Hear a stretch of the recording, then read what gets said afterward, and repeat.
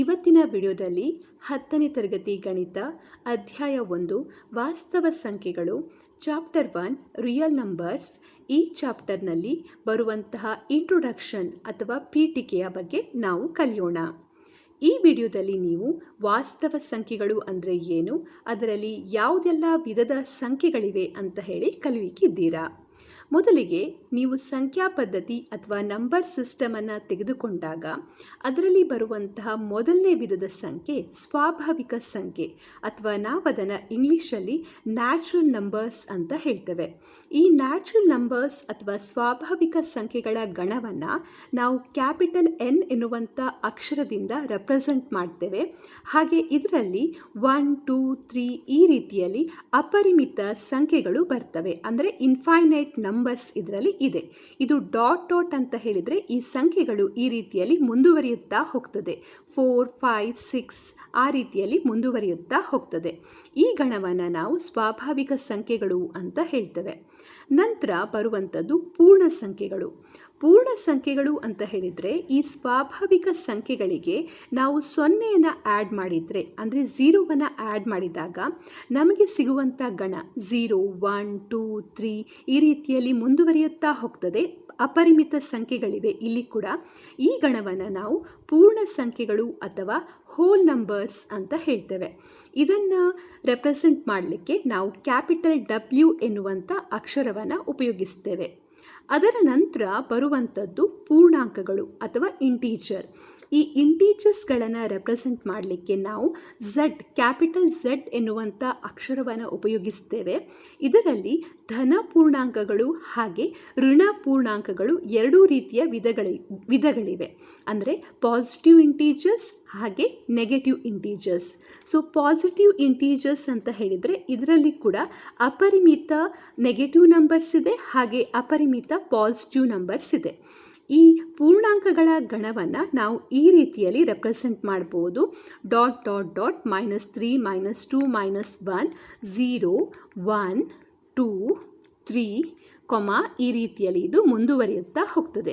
So ಇಲ್ಲಿ ನೀವು ನೋಡ್ಬೋದು, ಇಲ್ಲಿರುವಂಥ ಈ ಸಂಖ್ಯೆಗಳನ್ನು ನಾವು ಋಣ ಪೂರ್ಣಾಂಕಗಳು ಅಥವಾ ನೆಗೆಟಿವ್ ಇಂಟೀಜರ್ಸ್ ಅಂತ ಹೇಳ್ತೇವೆ. ಹಾಗೆ 1, 2, 3 ಈ ರೀತಿ ಇಲ್ಲಿ ಬಲಬದಿಯಲ್ಲಿರುವಂಥ ಸಂಖ್ಯೆಗಳನ್ನು ನಾವು ಧನ ಪೂರ್ಣಾಂಕಗಳು ಅಥವಾ ಪಾಸಿಟಿವ್ ಇಂಟೀಜರ್ಸ್ ಅಂತ ಹೇಳ್ತೇವೆ.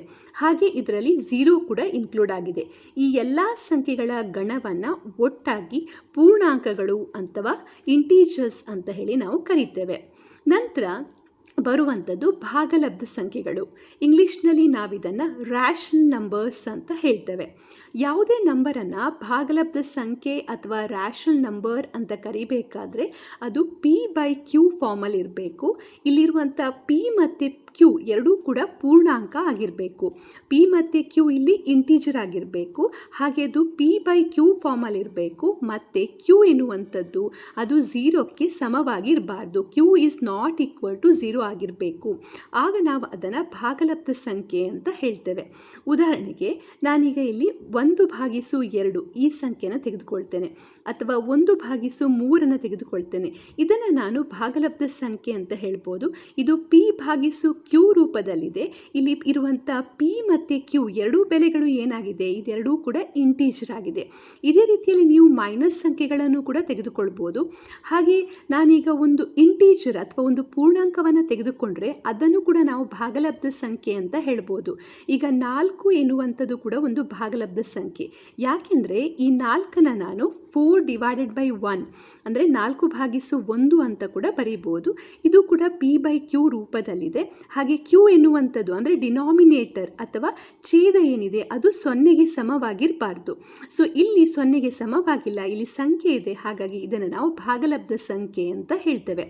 ಹಾಗೆ ಭಾಗಲಬ್ಧ ಸಂಖ್ಯೆಗಳನ್ನು ನೀವು ತೆಗೆದುಕೊಂಡ್ರೆ ಅದರಲ್ಲಿ ಟರ್ಮಿನೇಟಿಂಗ್ ಮತ್ತು ರಿಪೀಟಿಂಗ್ ಸಂಖ್ಯೆಗಳು ಬರ್ತದೆ. ಈಗ 1/2 ಅಂತ ಇದ್ದರೆ ಇದನ್ನು ಭಾಗಿಸಿದಾಗ ನಮಗೆ ಸಿಗುವಂಥದ್ದು 0.5 ಎನ್ನುವಂಥ ಉತ್ತರ ಸಿಗ್ತದೆ. ಇದರ ನಂತರ ನಮಗೆ ಯಾವುದೇ ಸಂಖ್ಯೆಗಳು ಸಿಗುವುದಿಲ್ಲ. ಈ ದಶಮಾಂಶ ಸಂಖ್ಯೆ 5ರ ನಂತರ ಇಲ್ಲಿ ನಮಗೆ ಯಾವುದೇ ಸಂಖ್ಯೆಗಳು ಸಿಗುವುದಿಲ್ಲ. ಹಾಗಾಗಿ ಇದು ಅಂದರೆ ಟರ್ಮಿನೇಟ್ ಆಗ್ತದೆ, ಇದು ಕೊನೆಗೊಳ್ತದೆ. ಇದನ್ನು ಕೂಡ ನಾವು ಭಾಗಲಬ್ಧ ಸಂಖ್ಯೆ ಅಂತ ಹೇಳ್ತೇವೆ. ಹಾಗೆ 1/3 ನೀವು ತೆಗೆದುಕೊಂಡು ಭಾಗಿಸಿದಾಗ ನಿಮಗೆ ಇಲ್ಲಿ ಸಿಗುವಂಥ ಉತ್ತರ 0.333 ಈ ರೀತಿಯಲ್ಲಿ ಇದು ಮುಂದುವರಿಯುತ್ತಾ ಹೋಗ್ತದೆ, ಅಂದರೆ ರಿಪೀಟ್ ಆಗ್ತಾ ಹೋಗ್ತದೆ. ಇದನ್ನು ಕೂಡ ನಾವು ಭಾಗಲಬ್ಧ ಸಂಖ್ಯೆ ಅಂತ ಹೇಳ್ತೇವೆ.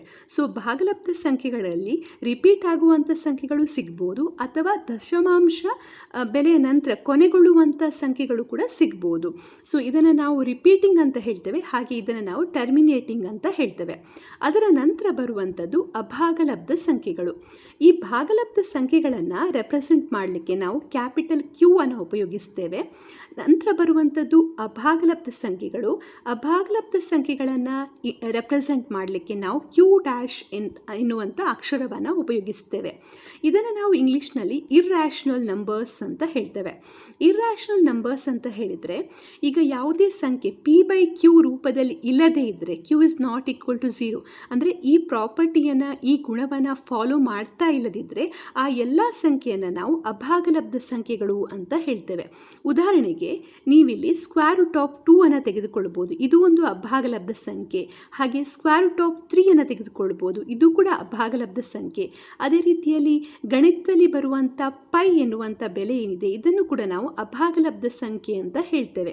ಯಾಕೆಂದರೆ ಈಗ ನೀವು ಸ್ಕ್ವೇರ್ ರೂಟ್ ಆಫ್ 2 ಅನ್ನು ತೆಗೆದುಕೊಂಡು ಅದರ ಬೆಲೆಯನ್ನು ಕಂಡುಹಿಡಿದರೆ ಅದು ನಿಮಗೆ 1.414213 ಈ ರೀತಿಯ ಸಂಖ್ಯೆಗಳನ್ನು ಕೊಡ್ತದೆ. ಹಾಗೆ ಸ್ಕ್ವೇರ್ ರೂಟ್ ಆಫ್ 3ಯ ಬೆಲೆಯನ್ನು ಫೈಂಡ್ ಔಟ್ ಮಾಡಿದರೆ ಅದು ನಿಮಗೆ 1.73205081 ಈ ರೀತಿಯ ಬೆಲೆಗಳನ್ನು ಕೊಡ್ತದೆ. ಹಾಗೆ ಪೈಯ ಬೆಲೆ ನಿಮಗೆ ಗೊತ್ತಿದೆ, 3.14159 ಈ ರೀತಿಯಲ್ಲಿ ಮುಂದುವರಿಯುತ್ತಾ ಹೋಗ್ತದೆ. ಸೊ ಇಲ್ಲಿ ನಮಗೆ ಸಿಗುವಂಥ ಬೆಲೆಗಳೇನಿದೆ ಇದಕ್ಕೆ ಕೊನೆ ಇಲ್ಲ, ಅಂದರೆ ಇದು ಟರ್ಮಿನೇಟ್ ಆಗೋದಿಲ್ಲ, ನಾನ್ ಟರ್ಮಿನೇಟಿಂಗ್ ಡೆಸಿಮಲ್ ಪಾಯಿಂಟನ್ನು ಹೊಂದ್ಕೊಂಡಿದೆ. ಹಾಗೆ ಇಲ್ಲಿ ನಿಮಗೆ ಸಿಗುವಂಥ ಈ ಪ್ಯಾಟರ್ನ್ ಏನಿದೆ, ನಂಬರ್ಸ್ಗಳೇನಿದೆ, ಇದು ಕೂಡ ಹಾಗೆ, ಇದು ಪುನಃ ಪ್ಯಾಟರ್ನ್ಸ್ ರಿಪೀಟ್ ಆಗೋದಿಲ್ಲ. ಈಗ ಉದಾಹರಣೆಗೆ ಭಾಗಲಬ್ಧ ಸಂಖ್ಯೆಗಳನ್ನು ತೆಗೆದುಕೊಂಡ್ರೆ ಅದರಲ್ಲಿ ಪ್ಯಾಟರ್ನ್ ರಿಪೀಟ್ ಆಗ್ತಾ ಹೋಗ್ತದೆ. ಈಗ 3 ಸೇಮ್ ನಂಬರ್ಸ್ ನಿಮಗೆ ಸಿಗ್ಬೋದು, ಬಟ್ ಇಲ್ಲಿ ಯಾವುದೇ ನಂಬರ್ ಸೇಮ್ ಸಿಗ್ಬೋದು, ಬಟ್ ಯಾವುದೇ ಪ್ಯಾಟರ್ನ್ ಏನಿದೆ ಅದು ರಿಪೀಟ್ ಆಗ್ತಾ ಹೋಗೋದಿಲ್ಲ. ಅಂಥ ಸಂಖ್ಯೆಗಳನ್ನು ನಾವು ಅಭಾಗಲಬ್ಧ ಸಂಖ್ಯೆಗಳು ಅಂತ ಹೇಳ್ತೇವೆ. ನಂತರ ಈಗ ಎಲ್ಲ ರೀತಿಯ ಸಂಖ್ಯೆಗಳನ್ನು ನಾವು ನೋಡಿದ್ದೇವೆ. ಸ್ವಾಭಾವಿಕ ಸಂಖ್ಯೆಗಳು, ಆಮೇಲೆ ಪೂರ್ಣ ಸಂಖ್ಯೆಗಳು, ಆಮೇಲೆ ಭಾಗಲಬ್ಧ ಸಂಖ್ಯೆಗಳು, ಪೂರ್ಣಾಂಕಗಳು. ನಂತರ ಈಗ ಕೊನೆಗೆ ಬರುವಂಥದ್ದು real numbers. So real numbers ಅಂದರೆ ಏನು ಅಂತ ಹೇಳಿ ನೋಡುವ. ಈಗ ನಾವು ಯಾವುದೆಲ್ಲ ಸಂಖ್ಯೆಗಳನ್ನು ಕಲ್ತಿದ್ದೇವೆ ಅದರಲ್ಲಿ ಮೊದಲಿಗೆ ಬರುವಂಥದ್ದು ಯಾವುದು? ಮೊದಲಿಗೆ ಬರುವಂಥದ್ದು ಸ್ವಾಭಾವಿಕ ಸಂಖ್ಯೆ, ಅಥವಾ ನಾವು ಅದನ್ನು ನ್ಯಾಚುರಲ್ ನಂಬರ್ಸ್ ಅಂತ ಹೇಳ್ತೇವೆ. ನಂತರ ಈ ಸ್ವಾಭಾವಿಕ ಸಂಖ್ಯೆಗಳಿಗೆ ನಾವು 0ವನ್ನು ಆ್ಯಡ್ ಮಾಡಿದರೆ ಆಮೇಲೆ ನಮಗೆ ಸಿಗುವಂಥದ್ದು ಯಾವುದು? ಹೋಲ್ ನಂಬರ್ಸ್, ಅಥವಾ ನಾವು ಅದನ್ನು ಪೂರ್ಣ ಸಂಖ್ಯೆಗಳು ಅಂತ ಹೇಳ್ತೇವೆ. ಮತ್ತು ಈ ಪೂರ್ಣ ಸಂಖ್ಯೆಗಳಿಗೆ ನಾವು ನೆಗೆಟಿವ್ ನಂಬರ್ಸನ್ನು ಆ್ಯಡ್ ಮಾಡಿದಾಗ ನಮಗೆ ಸಿಗುವಂಥದ್ದು ಯಾವುದು? ಪೂರ್ಣಾಂಕಗಳು, ಅಥವಾ ನಾವು ಅದನ್ನು ಇಂಟೀಜರ್ಸ್ ಅಂತ ಹೇಳ್ತೇವೆ. ಆಮೇಲೆ ಮತ್ತೆ ಬರುವಂಥದ್ದು ಯಾವುದು? p/q ರೂಪದಲ್ಲಿರುವಂಥ ಸಂಖ್ಯೆಗಳು, ಅದರಲ್ಲಿ ಎಲ್ಲ ಪೂರ್ಣಾಂಕಗಳು ಸೇರಿರ್ತವೆ, ಅದು p/q ರೂಪದಲ್ಲಿರಬೇಕು. ಹಾಗೆ q ಎನ್ನುವಂಥದ್ದು ಛೇದ ಅಥವಾ ಡಿನಾಮಿನೇಟರ್ 0ಕ್ಕೆ ಸಮವಾಗಿರಬಾರ್ದು. ಆ ಸಂಖ್ಯೆಗಳನ್ನು ನಾವು ಭಾಗಲಬ್ಧ ಸಂಖ್ಯೆಗಳು ಅಂತ ಹೇಳ್ತೇವೆ. ಸೊ ಈ ರೀತಿಯಲ್ಲಿ ನೀವು ಈ ಸಂಖ್ಯೆಗಳ ಗಣಗಳನ್ನು ಮಾಡ್ಬೋದು. ಆಮೇಲೆ ಮತ್ತೊಂದು ಸಂಖ್ಯೆ ಬರ್ತದೆ, ಅದು ಯಾವುದು? ಅಭಾಗಲಬ್ಧ ಸಂಖ್ಯೆ. ಇದು p/q ರೂಪದಲ್ಲಿ ಇರುವುದಿಲ್ಲ. ಸೊ ಈ ಎರಡೂ ಸಂಖ್ಯೆಗಳನ್ನು, ಈ ಗಣ ಹಾಗೆ ಈ ಗಣವನ್ನು ಒಟ್ಟಾಗಿ ನಾವು ತೆಗೆದುಕೊಂಡ್ರೆ ನಮಗೆ ಸಿಗುವಂಥ ಸಂಖ್ಯೆಗಳು ಏನಿದೆ ಅದನ್ನು ನಾವು ವಾಸ್ತವ ಸಂಖ್ಯೆಗಳು ಅಂತ ಹೇಳ್ತೇವೆ, ಅಥವಾ ರಿಯಲ್ ನಂಬರ್ಸ್ ಅಂತ ಹೇಳಿ ಕರೀತೇವೆ. ಸೊ ರಿಯಲ್ ನಂಬರ್ಸ್ ಅಂತ ಹೇಳಿದರೆ ಅದರಲ್ಲಿ ಎಲ್ಲ ರೀತಿಯ ಸಂಖ್ಯೆಗಳು ಸೇರ್ತವೆ. ನ್ಯಾಚುರಲ್ ನಂಬರ್ಸ್ ಅಂದರೆ ಸ್ವಾಭಾವಿಕ ಸಂಖ್ಯೆಗಳು, ಹೋಲ್ ನಂಬರ್ಸ್ ಪೂರ್ಣ ಸಂಖ್ಯೆಗಳು, ಪೂರ್ಣಾಂಕಗಳು, ಇಂಟೀಜರ್ಸ್, ಭಾಗಲಬ್ಧ ಸಂಖ್ಯೆಗಳು, ರ್ಯಾಷನಲ್ ನಂಬರ್ಸ್, ಪ್ಲಸ್ ಅಭಾಗಲಬ್ಧ ಸಂಖ್ಯೆಗಳು ಅಂದರೆ ಇರ್ರ್ಯಾಷನಲ್ ನಂಬರ್ಸ್. ಈ ಎಲ್ಲ ಸಂಖ್ಯೆಗಳ ಗಣವನ್ನು ಒಟ್ಟಾಗಿ ನಾವು ವಾಸ್ತವ ಸಂಖ್ಯೆಗಳು ಅಥವಾ ರಿಯಲ್ ನಂಬರ್ಸ್ ಅಂತ ಹೇಳ್ತೇವೆ.